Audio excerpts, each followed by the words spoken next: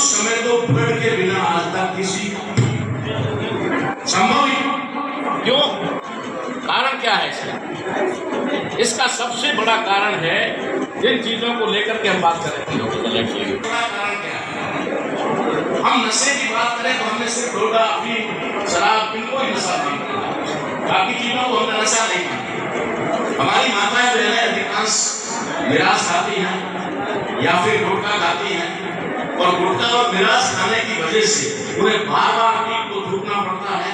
जब बार बार पीठ को थूकते हैं तो जो लाभ उसके पेट में भोजन पाचन के लिए जाने चाहिए वो नहीं जाता। उसकी वजह से उसकी पाचन शक्ति कमजोर होती है, और उस पाचन शक्ति कमजोर होने की वजह से वो पर्याप्त भोजन नहीं कर पाती, जिसकी वजह से वो कमजोर हो जाती है। और उस समय डिलीवरी के टाइम में उसे हॉस्पिटल जाना पड़ता है, और जाते ही डॉक्टर कहते हैं कि भैया यहाँ खून की जरूरत पड़ेगी, ऑपरेशन करना पड़ेगा। पहले हमें जन्म देने वाली हमारी माताएं, आपको जन्म देने वाली माताओं को कभी हॉस्पिटल नहीं जाना पड़ता था, काम करते करते डिलीवरी हो जाती। तो आप नशे को कोई बड़े नशे से मत जोड़िए, छोटे छोटे नशे भी हमारे लिए बहुत बड़ा घातक बन रहे हैं। इसलिए आज थोड़ी ज्यादा चल रहा है।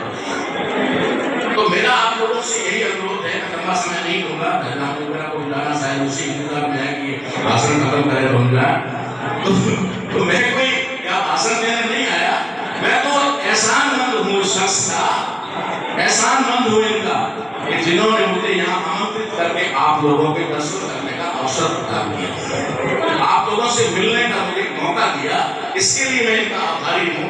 संघर्ष पहले भी किए हैं, आगे भी करते रहेंगे, साथ में ही रहेंगे, कोई दिक्कत नहीं है।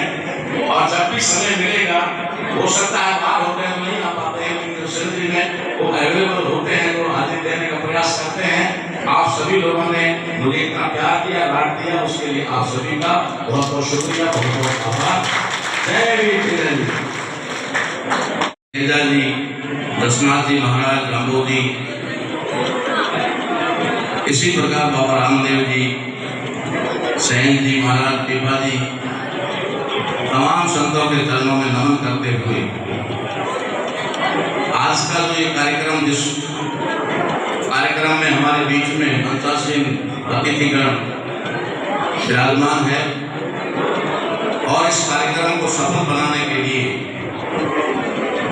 इस हॉल में उपस्थित तमाम बुजुर्ग, पितापुत्र बुजुर्गों, माताओं, बहनों, युवा साथियों और पत्रकार बंधुओं, आज इस कार्यक्रम को विशाल नेत्र जांच यानी कि आंखों की जांच का शिविर बनाया गया।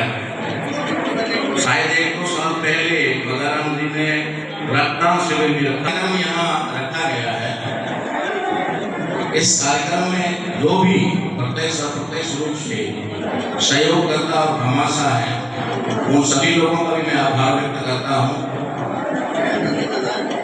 मैं आपको आज इस अवसर पर बताना चाहता हूँ कि ये जिस प्रकार से मानव सेवा का कार्य यहाँ आयोजित किया जा रहा है, मानव सेवा क्यों जरूरी है और क्यों मानव सेवा की जाती है।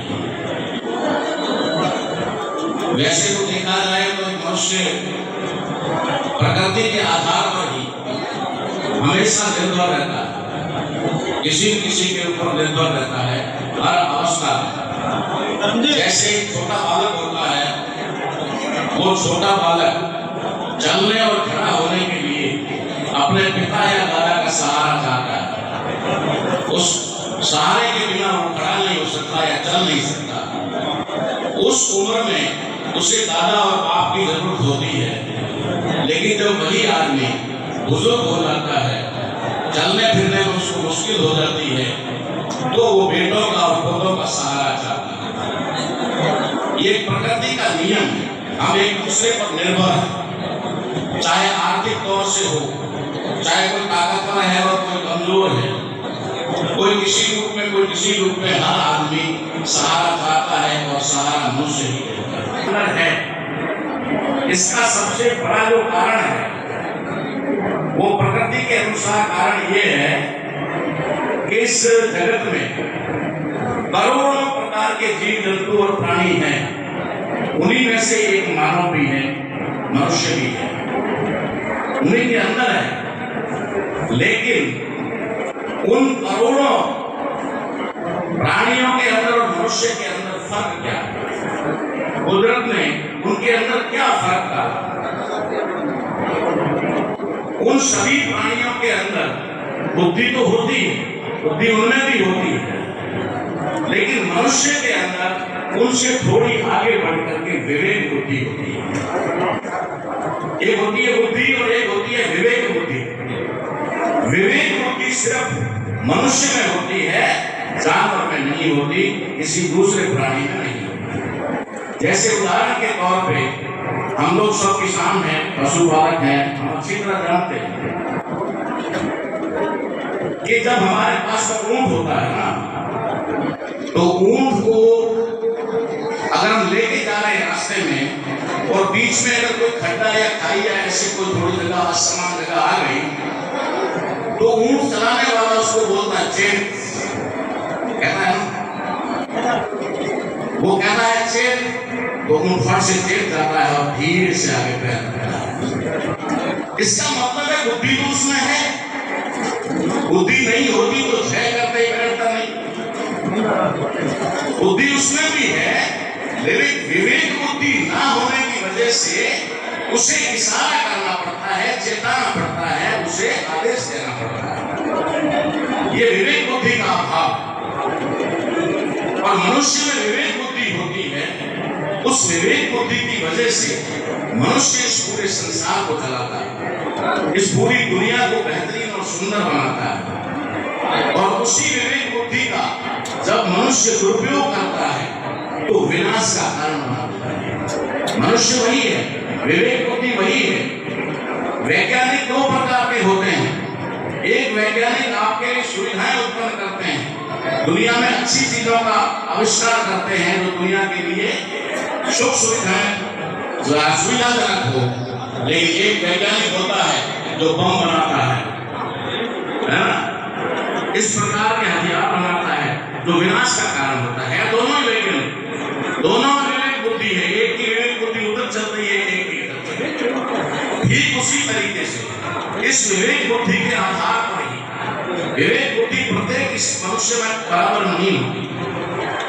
कोई अपनी विवेक बुद्धि के आधार पर आईएएस बन जाता है और किसी को कलर तक संतुष्ट करना पड़ता है या खेती बाड़ी तक भी संतुष्ट करना पड़ता है। ये विवेक बुद्धि का अपना पैमाना है।